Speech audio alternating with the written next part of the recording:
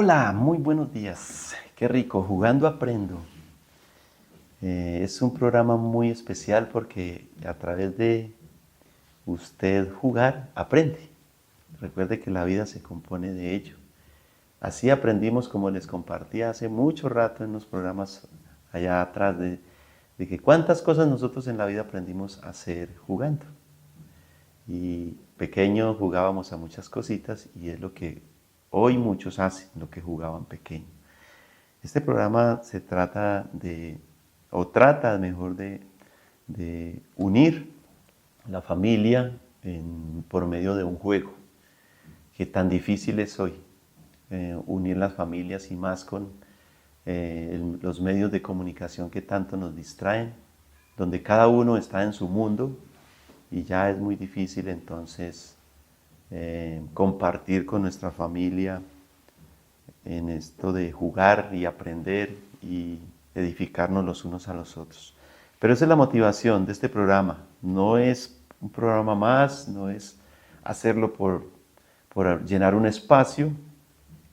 Y gracias a Dios al canal porque nos da este medio, pero para nosotros como Iglesia Cristiana no es llenar un espacio, es poder bendecir su vida a través de este mensaje que es la palabra de Dios, pero también de los juegos que tienen un propósito y un objetivo. En este programa que hoy tenemos, vamos a mirar cuáles son las partes de la Biblia. Y ustedes han escuchado una palabra que se llama nomenclatura. La nomenclatura es una forma de llegar a algún lugar o mejor el medio como podemos hacerlo sin que nos desviemos y podamos ir al lugar preciso. Hoy en día pues casi todo se maneja de esa forma. Usted ya se va para un lugar, una ciudad, y no es sino que busque ahí en su celular la dirección de donde va a ir y precisamente allí lo lleva. La palabra de Dios está dividida en esa forma, como una nomenclatura. Se divide en Antiguo Testamento y Nuevo Testamento. Y cada uno tiene una cantidad de libros. El Antiguo Testamento tiene 39 libros y el Nuevo Testamento tiene 27 libros, según el canon bíblico, aprobados y direccionados por el Espíritu Santo, que esa es la diferencia. Entonces, cada libro tiene una serie de capítulos y cada capítulo tiene una serie de versículos para uno poder entonces ubicar el texto, digamos, que usted en su momento quiera leer. Por decir algo, usted va a ir al Evangelio de Juan, capítulo 3, versículo 16, para encontrar allí Dios qué le quiere decir, porque de tal manera amó Dios al mundo, que dio a su Hijo unigénito, para que todo aquel que en él cree no se pierda, mas tenga vida eterna. Entonces usted, primero, el Evangelio de Juan está en el Nuevo Testamento. Entonces ya usted mira de dónde comienza el Nuevo Testamento, luego va al cuarto Evangelio, que es el Evangelio de Juan es el cuarto, de 4, Mateo, Marcos, Lucas y Juan, luego va al capítulo 3 y luego va al versículo 16 y entonces ahí se va a encontrar esa porción de la palabra que es tan bonita. Usted quiere buscar, por ejemplo, cuando se cumple la promesa del Espíritu Santo, que está en Hechos capítulo 1, versículo 8. Entonces usted lo mismo, busca el libro Hechos, que está en el Nuevo Testamento, el primer capítulo, y luego va al versículo 8 y ahí está, y recibiréis poder cuando haya venido sobre vosotros el Espíritu Santo, y me seréis testigos en Jerusalén, en Judea, en Samaria y hasta lo último de la tierra.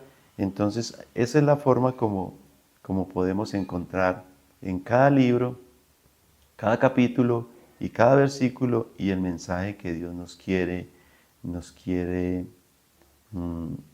bendecir o nos quiere mostrar o nos quiere enseñar. También encontramos unas porciones bíblicas que es como de título a título, ¿cierto? Entonces usted va a mirar, por ejemplo, Génesis capítulo 1, entonces habla de la creación. Entonces, hasta cierto versículo todo habla de la creación. Y de ahí del título en adelante ya sigue otro mensaje que es relacionado, pero cambia como la historia. Entonces, cuando usted lee Génesis capítulo 1, por ejemplo, usted el capítulo 1 por lo regular habla de qué, de la creación, de los cielos, de la tierra, de que todo estaba desordenado, todo estaba vacío. Entonces ya pasa al capítulo 2, le refuerza ese mensaje de la creación. Cuando pasa al capítulo 3, ya usted mira cómo habla del pecado del hombre. Y así sucesivamente, la Biblia lo va llevando de una manera muy bonita, de historia en historia, pero sin desligarse. Porque es lo que mucha gente dice, que el Antiguo y el Nuevo Testamento que se contradicen o que el uno en estos tiempos no se, es práctico, pero déjame decirle que cada capítulo, cada libro va ligado el uno del otro y lo lleva a usted a que tenga un conocimiento cronológico, un conocimiento lógico, sistemático de lo que es Dios a través de su creación y lo que ha hecho por su creación. Después de que el Antiguo Testamento fue completado, hubo 400 años de silencio, durante los cuales Dios no habló, o sea, no envió profeta. Como usted sabe, más adelante de pronto lo vemos, de cómo había unos profetas que Dios los guiaba a llevar un mensaje al pueblo, pero después de que termine Malaquías hasta el Evangelio de Mateo, hay 400 años donde Dios, no quiere decir que Dios no estaba ni obraba, Dios siempre ha obrado en todo tiempo. Pero en esos 400 años no envió profeta, hasta que llegó el profeta que es Juan el Bautista, que él venía a anunciar la venida de nuestro Señor Jesucristo. Hay un texto que le quiero dejar para que usted entienda esto mejor. Por ejemplo, Isaías 7:14, que era un profeta, el profeta Isaías dice: por tanto el Señor mismo os dará señal. He aquí que la Virgen concebirá y dará a luz un hijo y le llamará su nombre Emmanuel. Eso era proféticamente. Dice la historia que más o menos 400, unos 700 o 750 años antes de que se cumpliera. ¿En dónde la vemos cumplida? En Mateo 1:23. Dice: he aquí una virgen concebirá y dará a luz un hijo y llamará su nombre Emmanuel, que traducido es Dios con nosotros. Entonces, como ustedes pueden ver, la Biblia se cumple. Y ese es el propósito que ella tiene con nosotros los seres humanos. Hay mucho más que compartirle de esto, pero bueno, se los dejo ahí. Y bueno, le invitamos a que venga a nuestra congregación y ahí podemos juntos estudiar más la palabra de Dios. Dios los bendiga mucho.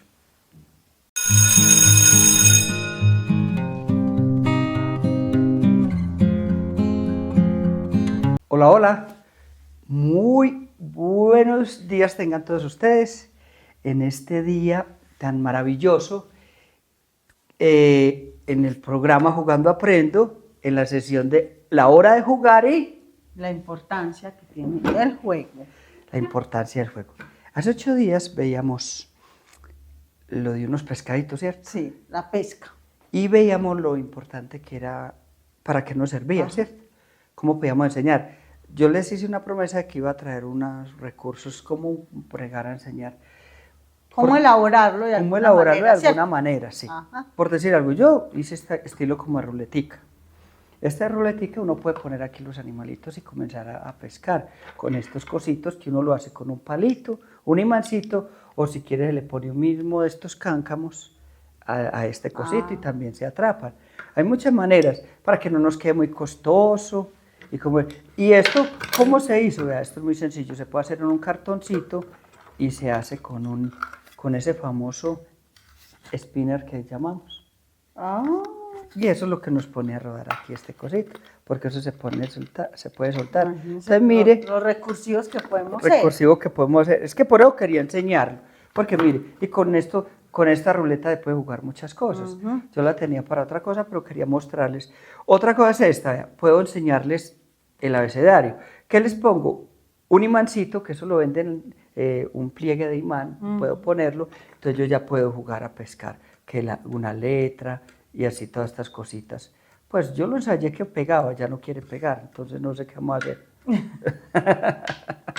Pero él está pegando. Ve. Ah, Hay unos imanes más fuertes que Ajá. otros, ¿cierto? Entonces, mira. Entonces, diferentes, vea, podemos trabajar diferentes animales.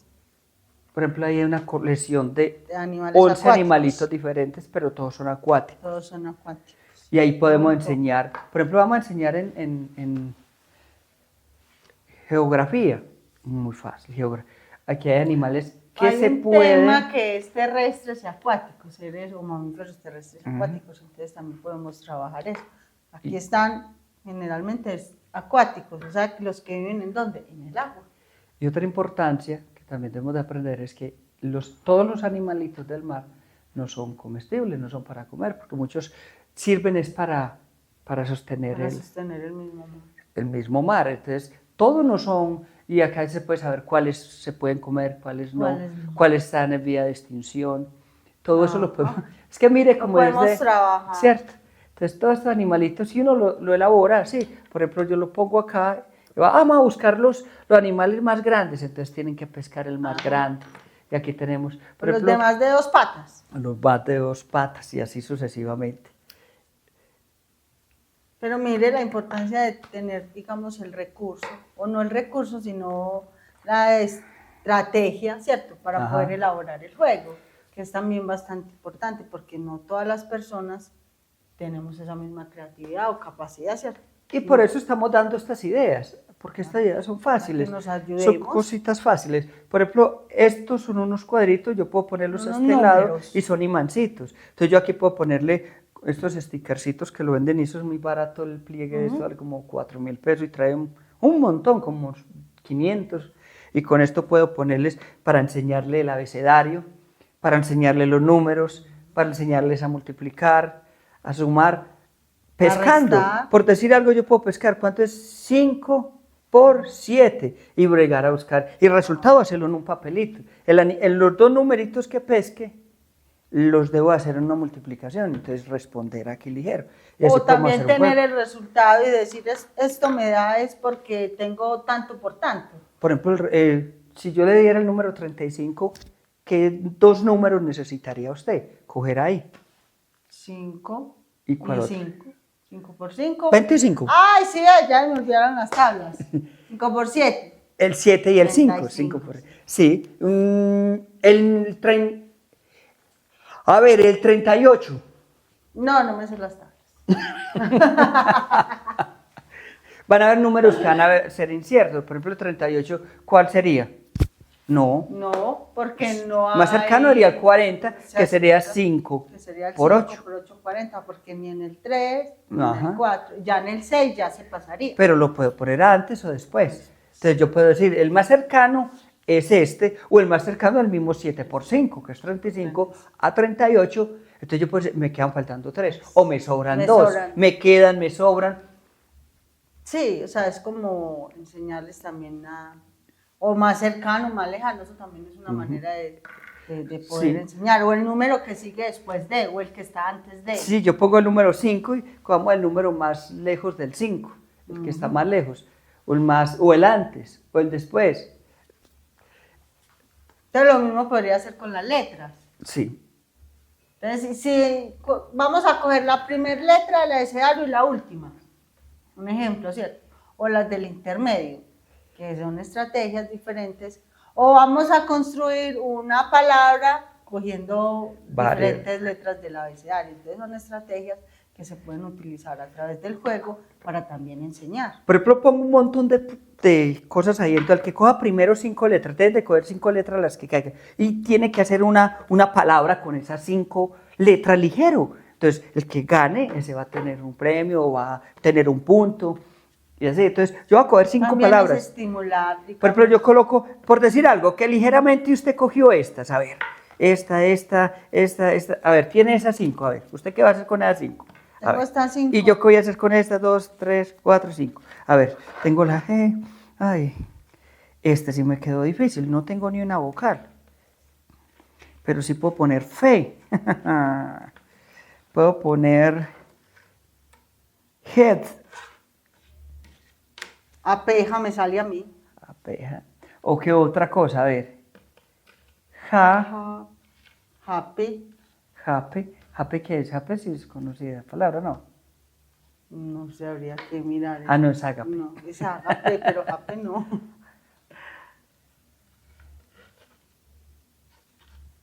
No, no hay más.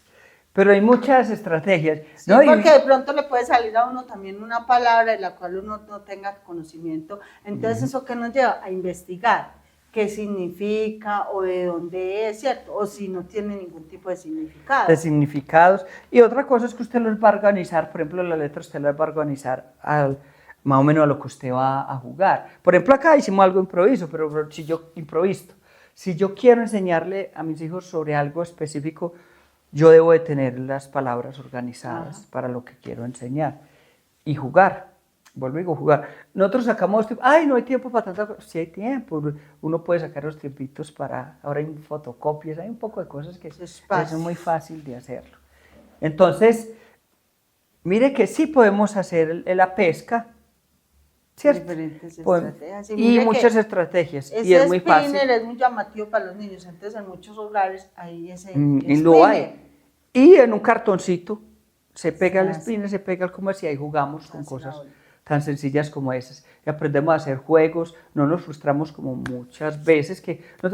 cuando nos mandan una tarea para hacerla en la casa, muchos corren de una a solucionar el problema. Paguémosle a tal persona que sabe hacerlo. No, busquemos, ya hay muchas estrategias. La tarea de buscar, sí, porque cuando uno de pronto tiene el material, muchas veces no tiene la habilidad o el conocimiento, ¿cierto?, de cómo hacerlo.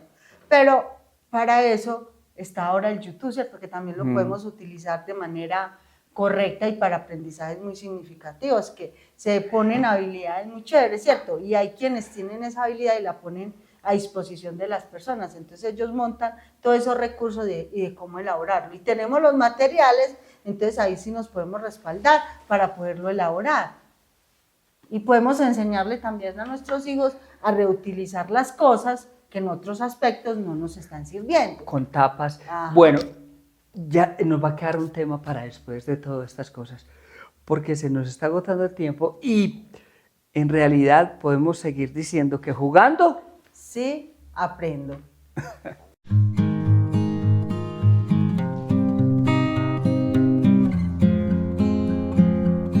Cuando hablamos de un libro tan extenso, que tiene tantísimas palabras, que está escrito de formas tan distintas, porque este libro tiene canto, tiene poesía, tiene historias de amor, tiene romance, tiene historias apocalípticas que nos hablan del fin del mundo, tiene historias que nos hablan de muerte, de traición, tiene historias que nos hablan de animales, tiene historias que describen criaturas que ni siquiera nos imaginamos.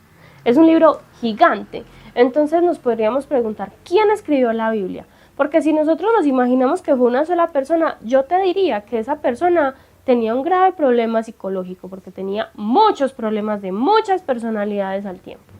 Este libro tiene muchas personalidades, pero lo que pasa es que lo han escrito muchas personas. Este libro lo escribieron demasiadas personas diferentes. Lo escribieron reyes, lo escribieron pastores, lo escribieron profetas, lo escribieron personas perseguidas, lo escribieron personas libres, lo escribieron personas con miedo, lo escribieron personas que eran atacadas y personas que perseguían. Lo escribieron personas que lideraban un pueblo entero y también personas que se tenían que estar escondiendo de un pueblo entero. Entonces, todo lo que estamos viendo acá, a pesar de que nos habla de lo mismo, fue escrito por personas en situaciones totalmente diferentes.